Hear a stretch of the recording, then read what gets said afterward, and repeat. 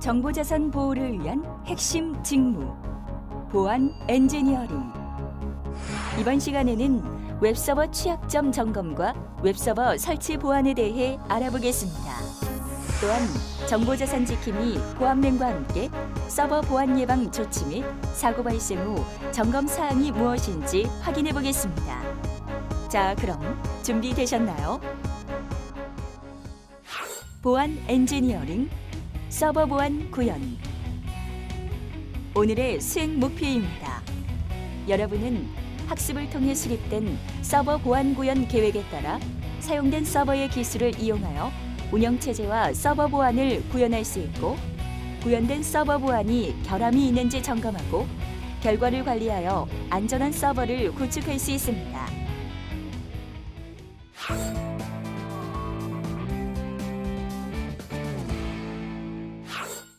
대한민국의 모든 정보 보안이 이뤄지는 그날까지 여러분과 함께 보안 엔지니어링에 대해 알아볼 정보 보안 지킴이 아나운서 박다은입니다. 이번 시간에는 여러분과 함께 서버 보안 구현에 대해 알아보기 위해 전정훈 강사님 자리해 모셨습니다. 강사님, 안녕하세요. 안녕하세요.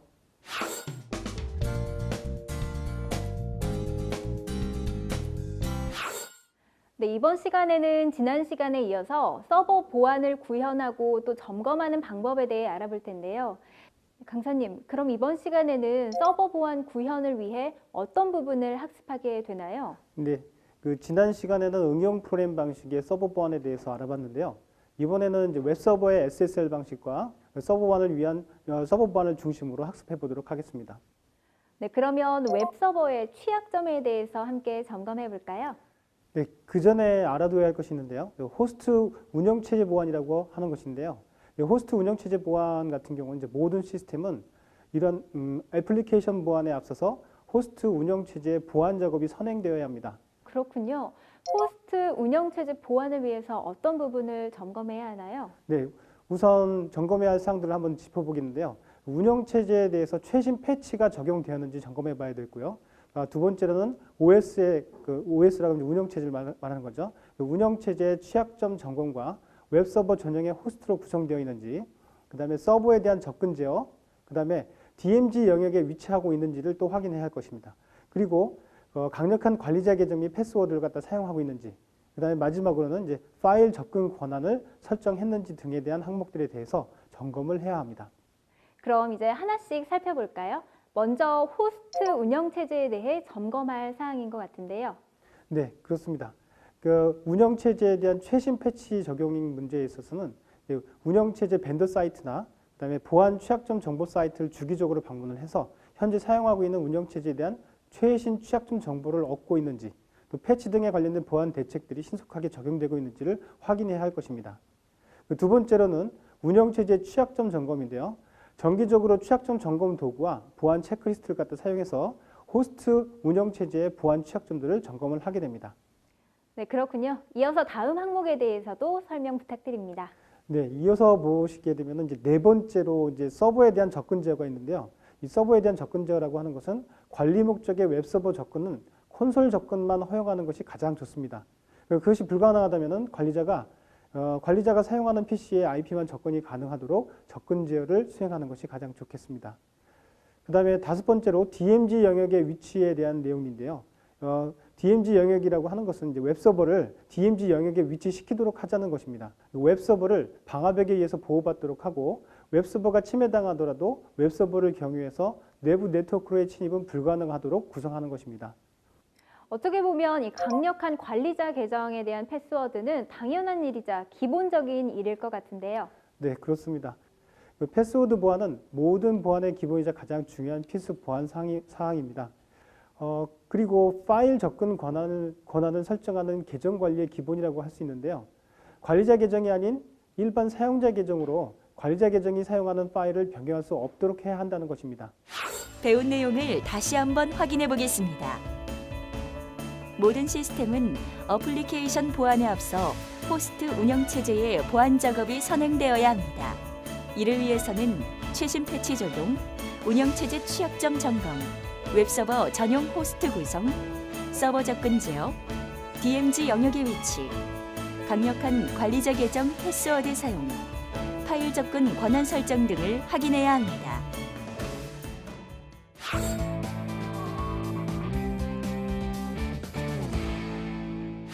웹서버의 취약점을 점검해 봤는데요.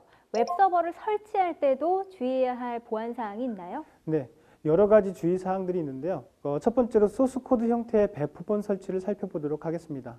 웹서버 소프트웨어가 소스 코드와 바이너리 형태로 배포되는 경우에 보안상 가장 좋은 방법은 소스 코드를 다운로드받아 필요한 기능만 설치하는 것인데요. 두 번째로는 설치 시에 네트워크 접속 차단인데요. 웹서버를 설치하기 전부터 보안 설정을 안전하게 끝낼 때까지 호스트의 네트워크 접속을 차단하도록 하는 것입니다. 그 다음에 세 번째로는 웹 프로세서의 권한 제한입니다. 시스템 전체적인 관점에서 웹 프로세서가 웹 서비스의 운영에 필요한 최소한의 권한만을 갖도록 제한하는 것입니다. 지난 시간에도 잠깐 배운 적이 있었는데요. 혹시 로그 파일은 보호해야 할 필요가 없을까요? 네, 꼭 필요한 일입니다. 로그 파일은 침입 혹은 침입 시도 등 보안 문제점을 파악하는 데 중요한 정보를 제공하기 때문인데요. 이러한 로그 파일이 노출, 변조 혹은 또 삭제되지 않도록 불필요한 접근으로부터 보호가 되어져야만 합니다. 그리고 웹 서비스 영역의 분리 부분에 있어서 웹 서비스 영역과 시스템 영역을 분리시켜서 웹 서비스의 침해가 시스템 영역으로 확대될 가능성이 최소화되도록 하는 것입니다. 웹 서버의 루트 디렉토리와 운영체제의 루트 디렉토리를 다르게 지정하는 것이죠. 웹에는 링크 같은 것들도 있잖아요. 이런 것들도 주의해야 하지 않을까요? 네, 공개된 웹 콘텐츠 디렉토리 안에서 서버의 다른 디렉토리나 파일들에 접근할 수 있는 심볼릭 링크나 얼라이어스, 바로가기 등을 갖다 사용하지 않는 것입니다. 그리고 자동 디렉토리 리스팅 사용 중지에 대해서 디렉토리 요청 시 디렉토리 내에 존재하는 파일 목록을 보여주지 않도록 설정을 해야 하고요. 그 다음에 기본 문서 순서에 대해서 주의를 해야 하는데요. 웹 서버에서는 디렉토리 요청 시에 기본적으로 보여지는 파일들을 지정할 수 있도록 되어 있습니다. 이 파일 목록들을 올바로 지정해서 그 기본 문서가 악의적인 목적에 다른 파일로 변경되지 않도록 해야 합니다. 그렇군요. 이 보안을 위해서 알아야 하는 내용이 정말 많은 것 같은데요. 또 어떤 것들이 있을까요? 네, 그 밖에 주의해야 할 사항으로는 웹 서버를 설치하면 기본적으로 설치되는 샘플 파일이나 매뉴얼 파일 등이 있는데요. 이러한 시스템 관련 정보를 노출하거나 이제 해킹에 악용될 가능성이 높습니다. 따라서 웹 서버 설치 후에 관리 등의 이유로 인해서 이러한 파일들이 만약에 이제 웹을 통해 설명 문서에 접근해야 한다면 접근 제어를 통해 꼭 필요한 사용자만 접근을 허용할 수 있어야 되고요. 그 외의 사용자들은 접근하지 못하도록 해야 합니다. 그리고 웹서버에 대해서 불필요한 정보가 노출되는 경우가 있는데 이를 방지하기 위해서 웹서버 종류나 사용하는 운영체제, 사용자 계정 이름 등 웹서버에 관련된 불필요한 정보가 노출되지 않도록 해야 합니다. 주의사항이 많다는 건 그만큼 꼼꼼해야 하고 또 중요한 일이라는 거겠죠. 강사님, 혹시 웹서버니까 파일이 업로드되는 일에 대해서도 주의해야 할 점이 있지 않을까요? 네, 맞습니다. 불필요한 파일 업로드는 이제 허용하지 않도록 해야 합니다. 또한 업로드되는 폴더의 실행 권한을 제거해서 악성 파일이 업로드되었을 시 실행되지 못하도록 해야 합니다. 업로드 폴더에 웹 서비스 폴더와 별도로 사용하는 것도 좋은 방법이라고 할 수 있겠습니다. 그리고 인증과 접근 제어의 사용 방법이 있는데요. 웹 서버에서 제공하는 인증 기능과 접근 제어 기능을 필요한 곳에 적절하게 활용하는 것입니다. 응용 프로그램 보안 서버와 마찬가지로 이 패스워드 설정 정책도 중요할 것 같은데요. 네, 맞습니다. 패스워드 설정 정책을 갖다가 잘 지켜줘야 하는데요. 웹 서버의 인증 기능을 이용하는 경우에는 유추가 불가능한 패스워드를 사용해야 합니다. 다음으로 동적 컨텐츠 실행에 대한 보안 대책 수립을 한번 살펴보도록 하겠습니다. 각 엔진들 사용할 때 발생할 수 있는 모든 보안 취약점들을 파악하고 이에 관련된 보안 기능들을 설정해야만 합니다. 웹서버 설치 후에 주의해야 할 사항은 없을까요? 주의할 사항이 있습니다. 설치 후에 패치를 해야 하는데요. 웹서버 기본 설치 후에 알려진 취약점을 바로잡기 위해서 취약점 정보 사이트나 벤더 사이트를 방문하게 되면 웹서버와 관련된 취약점 정보를 얻을 수 있고요. 패치나 업그레이드를 수행할 수 있습니다. 그리고 설정 파일을 백업하는 일인데요. 웹서버를 인터넷에 연결하기 전에 초기 설정 파일을 백업받아서 복원해 두는 것입니다. 또한 변경이 있을 때마다 설정 파일을 백업하도록 하고요. 그 다음에 SSL과 TLS를 갖다 사용하는 경우인데요. 보안과 기밀성이 요구되는 경우에 SSL이나 TLS를 사용하도록 합니다. 네, 웹서버 설치 시의 보안상 주의사항을 알아봤습니다. 그러면 이제 설계된 서버 보안을 구현해 보겠습니다. 강사님, 구현 과정 한번 살펴볼까요? 네, 구현 시에는 몇 가지 과정을 거치게 되는데요. 첫 번째로는 웹서버 종류별 SSL 보안 서버를 갖다 구축을 해야 할 것입니다. 그 다음에 두 번째로는 웹페이지 암호화를 구현해야 하고요. 세 번째는 프레임별 암호화를 구현해야 합니다. 네 번째로는 암호화 통신과 일반 통신에 혼용된 방식으로 서버 구축을 갖다 지향하도록 해야 합니다. 그러면 웹서버에도 여러 종류가 있나요? 네, 그 웹서버의 종류들이 여러 가지가 있는데요. 그 중에 대표적인 게 크게 두 가지로 함축해서 볼 수 있습니다. 첫 번째 아파치가 있고요. 그 다음에 IIS가 있는데요. 이 아파치 서버 같은 경우는 그 SSL에 대한 설정 등을 갖다가 좀 주요 관점으로 좀 봐야 될 것입니다. 그 다음에 IIS 같은 경우도 SSL을 사용할 수 있는데요.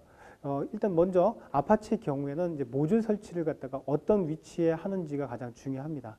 폴더 설정이라든지 그 다음에 환경 파일 등에 있어서 좀 주의 깊게 외부로부터의 공격을 갖다 방어할 수 있는 그런 특정 폴더를 갖다 사용을 해야 할 것입니다. 그 다음에 그 IIS 같은 경우는요, 인증서 부분이 있는데요. 일단 중요한 게 PFX 파일을 불러오는 것입니다. 그 파일들을 불러와서 이제 인증서를 갖다 만들게 되고 그 인증서를 또 다시 또 사용자들에게 배분을 하게 됩니다. 그렇기 때문에 이 인증서 관련된 부분도 같이 연관돼서 또 봐줘야 될 것입니다. 그 다음에 버전별로 IIS 같은 경우는 버전별로 또 나와 있는데요. 그 기업이라든지 아니면 그 기관에서는 이 버전에 관련돼 가지고 이렇게 특정 버전을 사용하는 건 아니고요. 거기에 대한 그 상황에 따라서 5.0, 6.0, 7.0 계속 버전들을 달리 사용할 수가 있겠습니다. 네, 잘 알겠습니다. 보안 서버의 구축과 종류에 대해 알아봤는데요. 그러면 이제 웹페이지 암호화 구현에 대해 설명해 주시겠습니까? 네, 암호화 통신을 하기 위해서는 보안 프로토콜을 갖다 호출하는 방법이 있습니다. 그래서 OS, 운영체제나 프로그램의 언어를 갖다 가리지 않고 모두 동일한데요. 구현 과정으로는 전체 페이지 암호화 구현이 있고요. 그 다음에 페이지별 암호화 구현으로 나눠서 볼 수 있겠습니다. 그럼 전체 페이지 암호화 구현부터 자세한 설명을 부탁드립니다.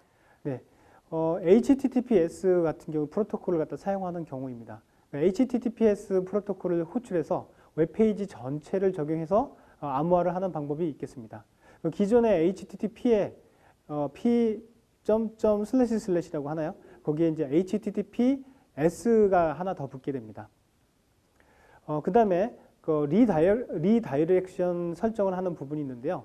이 암호화 통신을 위해서 HTTPS 프로토콜을 직접 호출을 해줘야 하는데요.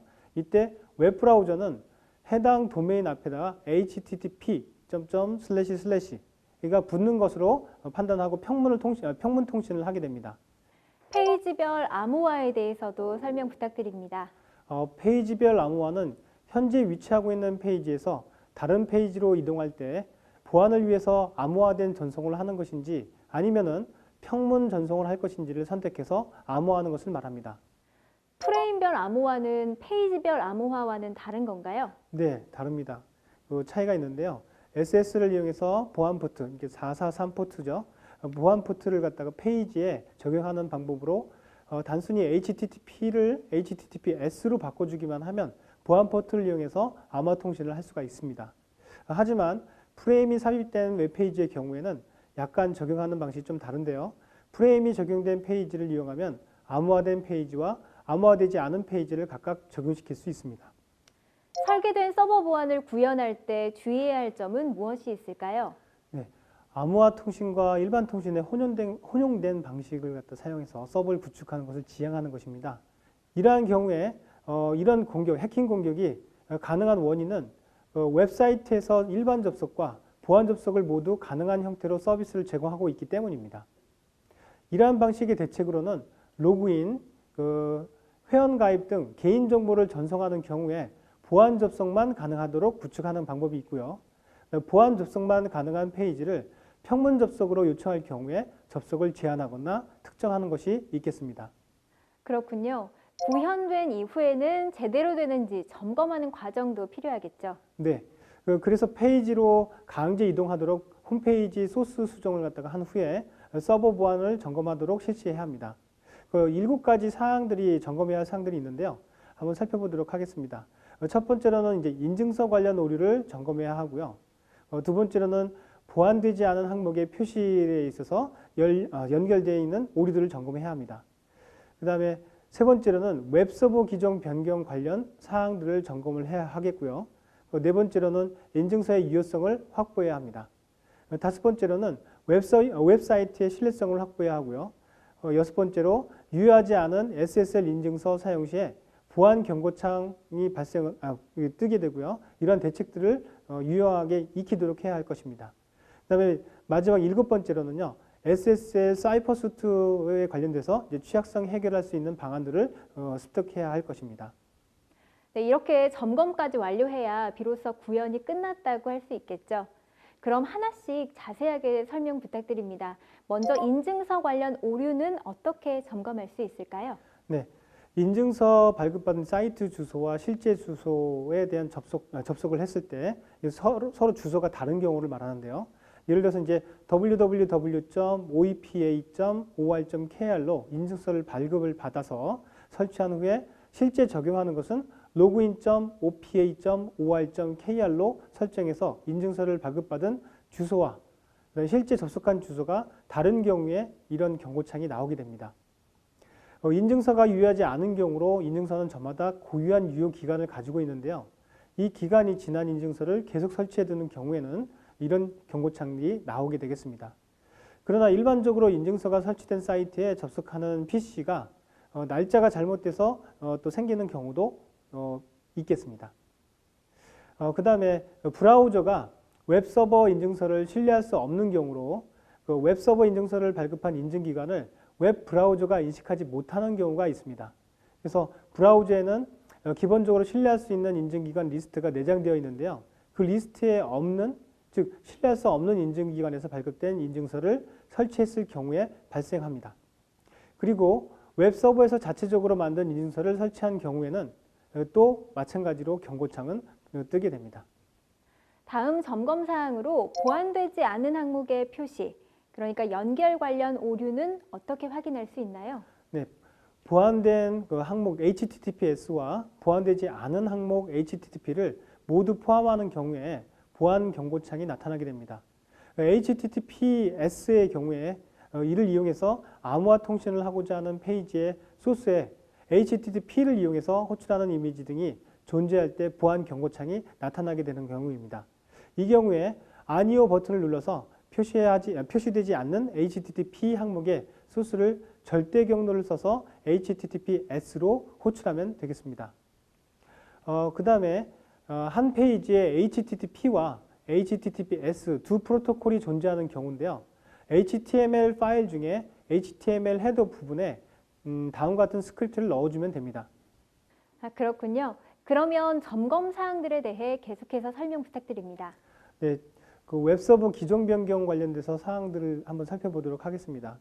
그 운영 중인 웹서버를 같은 기종으로 변경해야 할 경우에 개인 키와 인증서를 백업한 후에 재설치를 하여 사용해야 합니다.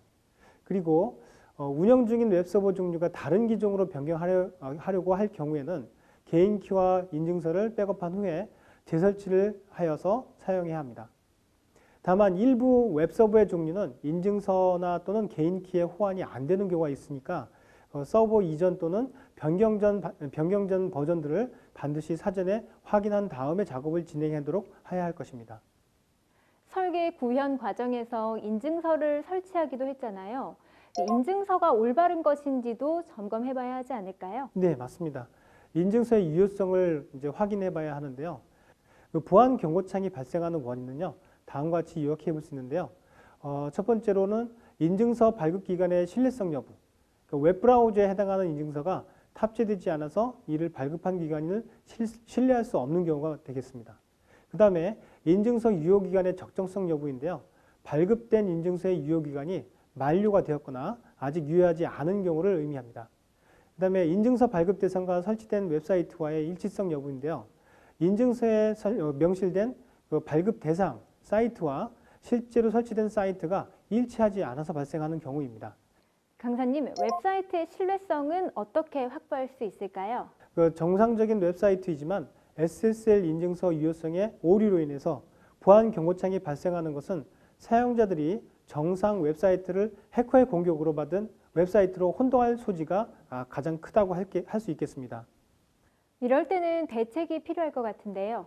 네, 이러한 경우에 대책 방안으로는요, 먼저 그 SSL 인증서 발급 시에 다음과 같은 사항들을 점검하면 되겠습니다. 첫 번째로 주요 웹브라우저에서 신뢰기관으로 등록된 인증기관에 발급된 인증서인지를 확인하는 것이고요. 두 번째로는 SSL 인증서 내에 도메인명과 웹사이트명이 일치하는지를 확인해야 합니다. 세 번째로는 인증서 내에 유효기간이 정확히 어떻게 맞는지 일치하는지를 또 확인해 봐야 된다고 할 수 있겠습니다. 그 다음으로 보안 서버 구축 후에 몇 가지를 또 점검해 봐야 되는데요. 내 외부 네트워크에서 웹사이트를 접속해 가지고 보안 경고창이 발생하는지를 확인해야 합니다. 그리고 그 익스플로러나 아니면 그 파이어폭스, 그 다음에 사파리 등 주요 웹브라우저에서 보안 경고창이 발생하는지도 함께 확인을 해봐야 될 것입니다. 네, 그렇군요. 또 어떤 점을 점검해 봐야 할까요? 마지막으로 SSL 사이퍼스투 취약성 해결 방안을 익히는 것인데요.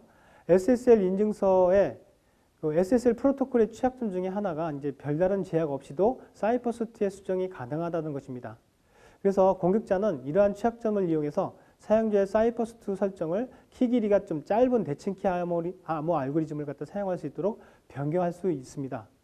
그래서 이런 키 길이가 짧은 대칭키 암호 알고리즘으로 암호화된 내용은 공격자가 쉽게 복구할 수 있기 때문에 서비스 제공자는 사용자의 사이퍼스투 설정에 있어서 키 길이가 짧은 암호화 알고리즘으로 되어 있을 경우를 대비해야 합니다. 낮은 암호화 알고리즘으로의 강제 사용을 막기 위해서 서버 관리자는 일정 강도 이상의 암호화 알고리즘 사용을 강제할 필요가 있습니다. 또한 낮은 암호화 알고리즘을 사용하는 경우에 사용자에게 높은 강도의 암호화 알고리즘을 사용할 것을 권장하는 경고 메시지를 사용할 필요가 있습니다. 네, 강사님 감사합니다. 네, 지금까지 서버 보안을 구현하고 필요한 점검 사항에 대해 알아봤습니다. 정보 보호에 앞장서고 있는 우리의 보안맨과 함께 서버 보안 예방 조치와 함께 침해 사고 발생 후 점검 사항까지 함께 알아보겠습니다. 보안맨 나와주세요.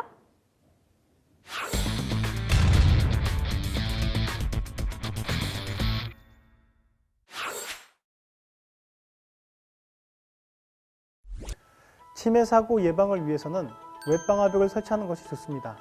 웹방화벽을 이용하면 실시간 감지와 모니터링 등 지원을 받을 수 있습니다. 다만 비용이 많이 발생된다는 단점이 있어 이때는 오픈소스 웹방화벽을 사용할 수도 있습니다. 웹방화벽만큼 중요한 설정이 네트워크 방화벽 설정입니다. 윈도우즈에서는 로컬 보안 정책을 통해 그리고 리눅스에서는 OS에 기본 탑재된 IP 테이블즈를 이용해서 설정할 수 있습니다. 웹 방화벽과 네트워크 방화벽 설정을 미리 해둔다면 모든 공격에 대해 방어할 수는 없지만 대표적으로 정의된 공격에 대해서는 충분히 방어가 가능합니다. 오늘도 열심히 일하는 우리의 보안맨. 지금 뭘 하고 있는 거죠? 아하, 서버 보안 예방을 위해 웹 방화벽을 설치하고 있군요.